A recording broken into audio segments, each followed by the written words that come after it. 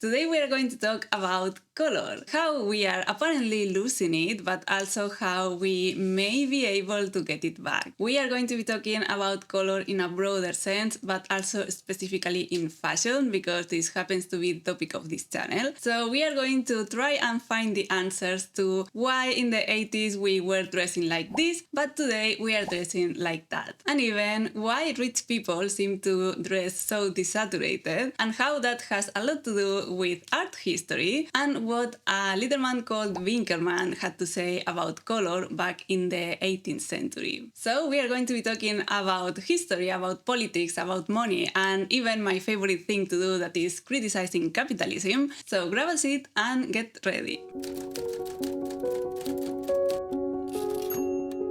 So there's been this idea lately that the world is losing color, and there has been several videos and articles about that, but I think that the one that sparked that interest was a research paper published by the Science Museum Group Digital Lab, in which they analyzed around 7,000 pictures taken of objects that were present in the museums that are part of this group. And what they found, well, they actually found a lot of interesting insights, but the thing that made the rounds online was this graphic. In this graphic, they analyzed the color of the pixels of all those pictures that they took, and they realized that when we come closer to the present time, the gray and beige and desaturated colors were kind of eating up all the other colors, and that's what this terrifying graphic represents. But should we panic?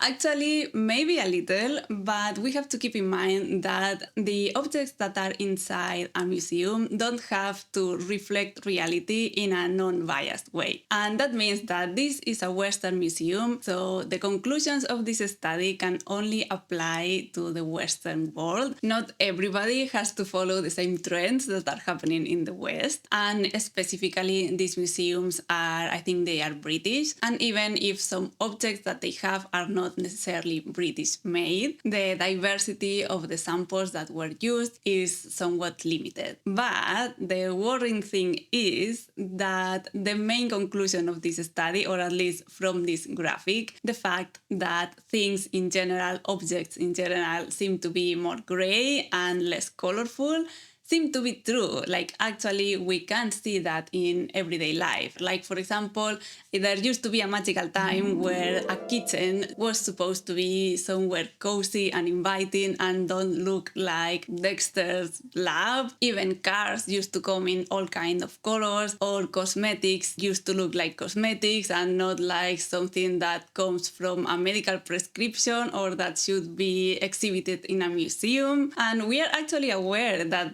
something is happening, that colors are missing somehow. And there's even a trend on TikTok making fun of something they call the sad beige mom aesthetic, that mainly features moms, or like women in general, that seem to live in like 50 shades of beige and swear off bright colors as if they were the devil's work. So that seems to be a thing that has been spread enough for TikTok to make fun of that. And even in fashion, we don't just see what people wear in the street, but also how fashion has evolved in films and TV series. Like, this is how a high school show used to look in the 80s or 90s, and this is how a high school show looks today. So why is this happening? Why are we becoming more desaturated by the minute? Well, there is a confluence of factors, and one of them is the change of materials. Like, we went from using natural materials like wood to using mainly modern materials like plastic and metal. So we have kind of replaced the natural colors of like yellows and browns and greens for colors like steel gray. And that's even more apparent because minimalism as a design trend has been growing and growing lately. And that fact, the fact that we seem to be more drawn towards minimalism, is also one of the factors, or rather is the consequence of one of the factors that might be pushing us into the arms of beige. And that is the overstimulation that we are suffering every day. That that craving for something more simple, more minimalist, maybe just a natural response for all the visual noise that we have to endure every day from social media, from marketing, and we may just want, when we can choose for ourselves, like in our homes or in our clothes, we may just want something that is not that stimulated, that is more muted, because everything else is using bright colors to try to catch our attention. And that is something that actually matches what Kim Kardashian said when she presented her terrifyingly beige home. She said that everything in the outside world is so chaotic and she wants to come to a place and feel calm. So I honestly cannot blame her, and that overstimulation can be the reason for a lot of these new decorating trends. Another factor that seems to be influencing the colors that are more prevalent in today's society is that we are more aware of climate change, and sustainability is something that we seek, especially when we buy something. So companies have realized that, and they are trying to use colors that we associate with the natural world, like greens and blues and softer shades, instead of the bright colors that we associate with something artificial. So that's how a lot of companies try to convey to us the sustainability of their products. And that is something that we can see very clearly in McDonald's. Like McDonald's in around 2006, they changed their whole exterior, like their iconic McDonald's restaurant look, the bright red that we were used to. They changed that for brown wood and grey, and even a couple of years later in Europe they changed the background color of their logo. Instead of being red, it turned green to try to give the impression to the European customers that they were more eco-friendly and healthy. And this of course leads to actually the bigger reason why this colorless aesthetic is so pervasive,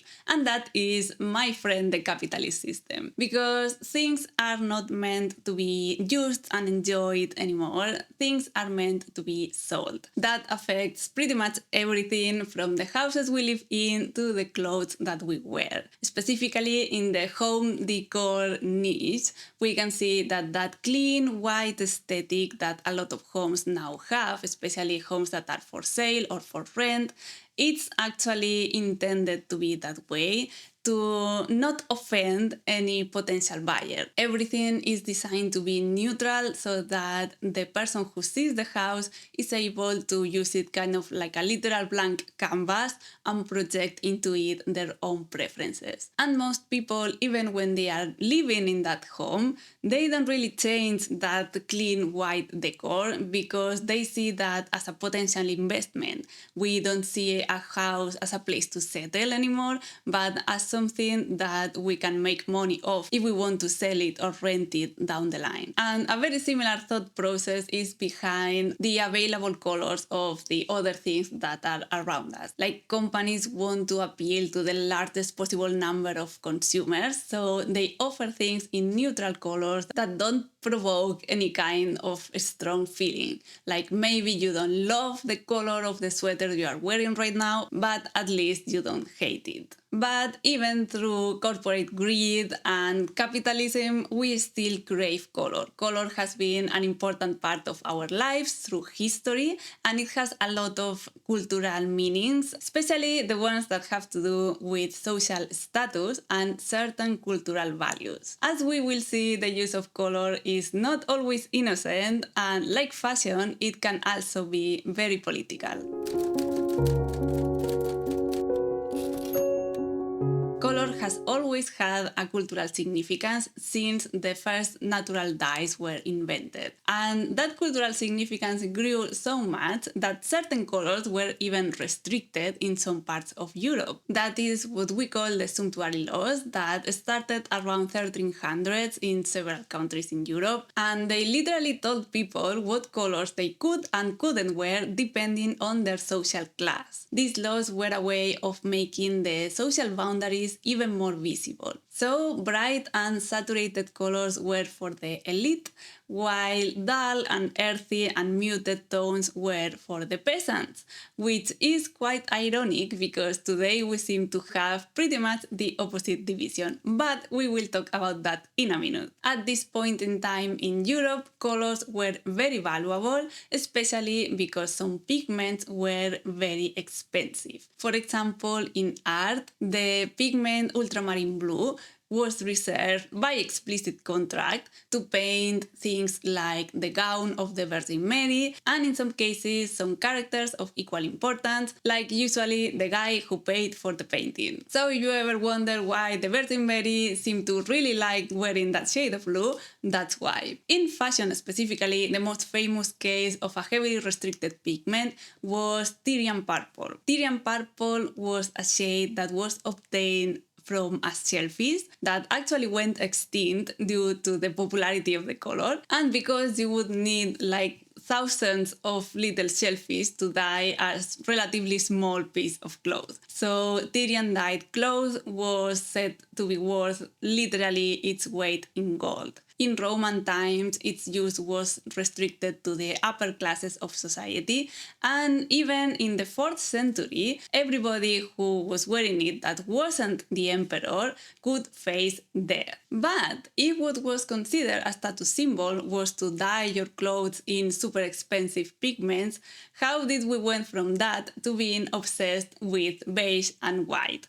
What changed in between? Well, white specifically has always been connected with status, mainly because it's very difficult to keep white clothes white.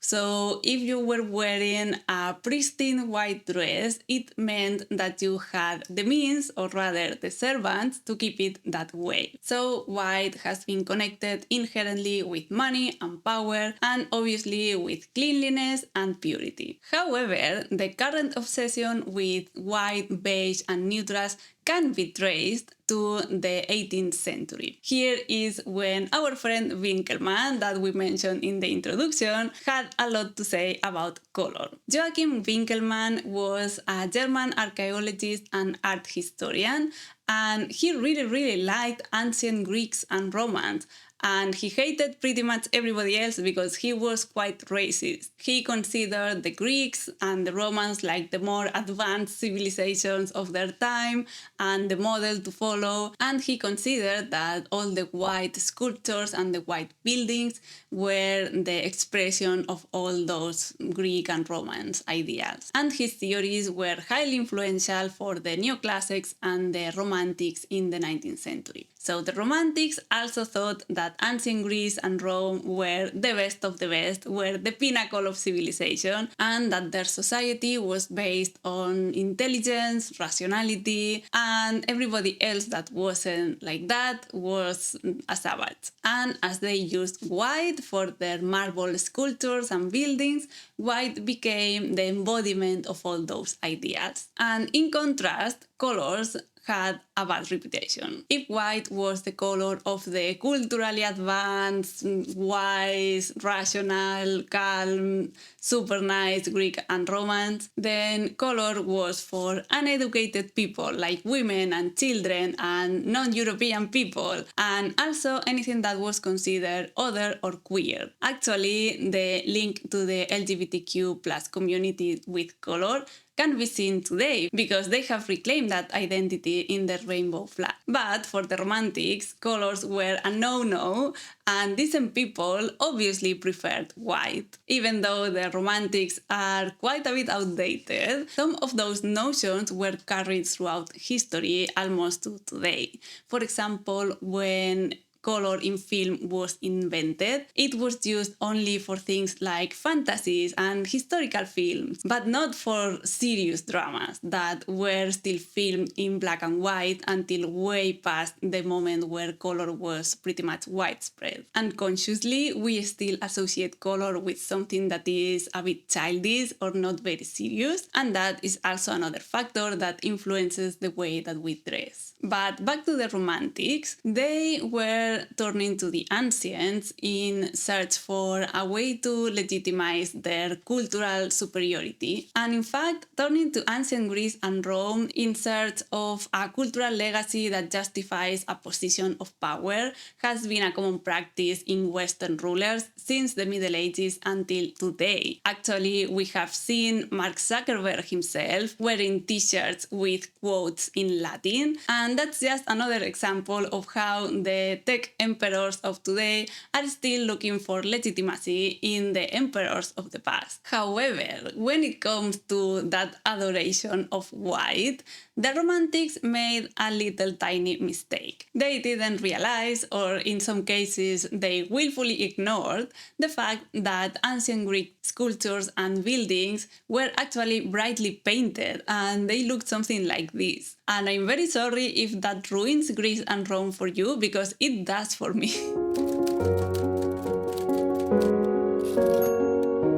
But back to fashion. Today we have the widest variety available of pigments. We have all the natural dyes, but also all the artificial dyes, and we can dye our clothes in all the colors of the rainbow and probably a few more. But instead, we have chosen beige. Some of the most successful brands out there seem to be doing clothes pretty much in shades of beige and some neutrals. Let's take, for example, Skims. If you go to their website and choose a random product, they have like beige 1, beige 2, beige 3, beige 4, some browns, and probably a black. In this case, we have a seasonal color that they have called very optimistically bead, though I don't think any edible bead would be that color. So I cannot. Like, I am a lingerie designer and I regularly meet with people who want to start a brand, and the kind of brand that they want to start is basically Skims. And the question I ask myself, and sometimes I ask them too, is like, why do we need to add more beige clothes into the world? Don't we have enough already? But it's not just Skims. Like, for example, Zara just released a premium collection, whatever that means, coming from Zara. And surprise, surprise, the main colors are beige and some other like browns and neutrals, and even some brands, some fast fashion brands, are rebranding to fit into that beige aesthetic. That's the case, for example, of Pretty Little Thing, that recently rebranded and fell prey to the beige conspiracy. But why beige and why now? Well, again, we have to look at several factors, and again, I'm afraid that money and capitalism are at the center of that. One of the culprits of this neutrals epidemic can be found in what we call today the quiet luxury aesthetic, or sometimes like the old money aesthetic. They are not the same, but they are very similar. So the quiet luxury aesthetic reflects a phenomenon that apparently has existed for quite some time, but we, the plebeians, weren't aware of that until we watched the series Succession. There we learned that the really rich people, they don't need to wear a t-shirt with a Chanel logo plastered all over that. They just wear very understated clothes, like very minimal, in very neutral colors, with no logos, with barely any prints, but that to the trained eye, they are sending the correct message. And the correct message is that they cost absolutely insane amounts of money. Because when we don't have any distracting colors and patterns, what comes to the forefront on a garment is the texture and the quality. So it's very easy to see that quality when a garment is a plain color. It's very easy to identify that that very unassuming t-shirt is actually made of cashmere and silk and costs the same as a small car. So that is the aesthetic that fast fashion brands like Pretty Little Thing or Zara are trying to copy by giving us things in neutral colors, because we probably don't know how to identify quality anyways, and we are never going to get that close to a garment that is actually well made. So the only thing that we can identify very quickly is the color or the absence of that, and make that association in our heads that neutral colors equal rich. Also, there are other benefits for brands to be offering their clothes in neutral colors, and mainly that we, the consumers, see neutral colors as a safe investment. We see that as timeless, so we are more likely to spend money on a garment, especially if it's a little bit more expensive than what you used to buy, if it's offered on a neutral color, in like navy or white or beige or whatever. And that consumer reaction is particularly true about beige, which is considered the safest color because it's so bland and undefined that it's pretty much impossible to have strong feelings about it. I particularly like the definition of beige that Cassia Sinclair gives of it. She says that beige is the concept color of the bourgeoisie, conventional, sanctimonious, and materialistic. So that really says it all.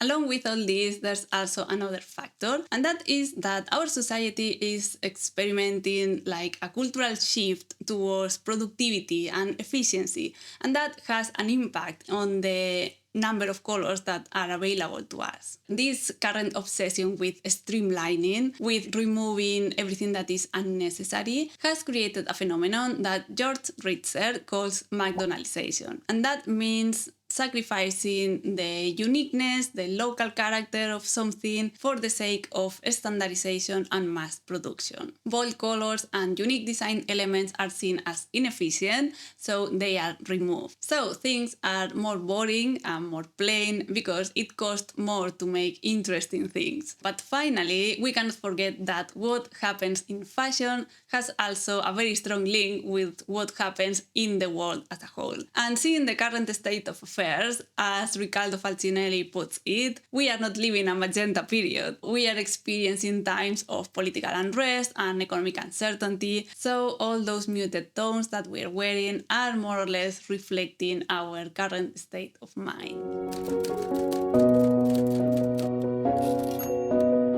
But good news for the color lovers out there, we may not be living in this beige inferno forever. Actually, since the pandemic, there seems to be a revival of color according to the trend forecasting agency WGSN. Even Pinterest, in the recent trend report of 2025, they showed an increase in the search for bolder colors. Also, Gen Z might be able to save us from drowning in a sea of grey, because they have apparently started a trend since the pandemic called dopamine dressing, in which you consciously choose to dress in brighter colors in order to improve your mood. Also, Gen Z have more interest as a whole in conveying their individuality and personality through their outfits, so that's leading them to choose more bolder colors in order to differentiate from the rest. On top of that, there's also a decolonizing cultural movement that can mean a return to color, because whiteness, literal and figuratively,